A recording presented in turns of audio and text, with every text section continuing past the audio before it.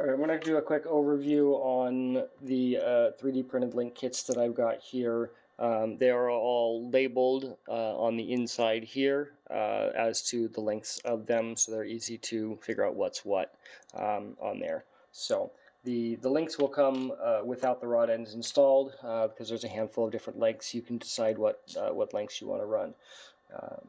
The brass balls here that come with them. There's two different style balls, so just keep track of that while you're pulling them out of the package. The standard here is just the regular non-threaded style, which is good in most locations. I find that the this one here that comes with a threaded ball is better in the upper link locations. Here it's easier to install the links. Without the threaded ball, you either have to try to find a nut to put on the back side, which is impossible to reach everything all assembled there because it is either going through the frame to try to get to the bolt hole on the inside there, or the other option is to assemble it together here by screwing it on from the inside and then bolting the whole frame together. Just kind of becomes a huge hassle and a pain. So what I find the easiest is these threaded balls.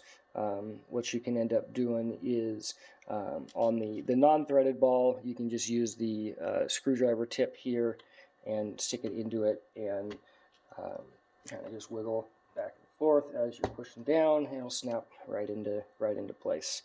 And then on the threaded one, you're probably going to want to screw into it first. Tighten this down so that way you've got something to push against in there, since you can't really get the screwdriver in.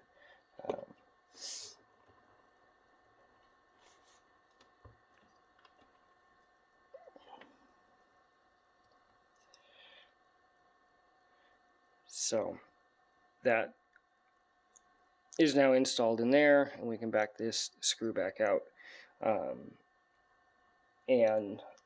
Like I said, it's easy to just shove this in there now, so that way when you tighten this down, obviously it's not easy to do while I'm trying to video here, but you can tighten this down here instead. What I find usually the easiest on this is starting to tighten it down, and the body itself is threaded in, so once you've got it in tight, you want to back out here until the rod end tightens up against the frame, and then once they're tightened up against each other, then you can push it back in and tighten it back down again. But I find that that is a whole lot easier to install that way rather than trying to install it here first and then assemble it together. This could get removed and added in after the fact a whole lot easier with this threaded ball versus one of the standard rod ends in there instead, like this regular one here, which will go on the inside. So they're nice and tight, fits in there. You got to push them in there pretty good. Kind of wiggle around and twist as you're pushing it in, and it should slide in pretty well. You shouldn't have a worry about them popping back off. They're not really easy to get off of there. They're once they're in there, they're kind of stuck in there. But I do, like I said, I like the threaded balls for the upper position. I do give enough balls in there that you can run the non-threaded all the way around if you don't like those threaded ones and you want to put a nut on the back side or thread it in from the inside and have the bolt sticking out.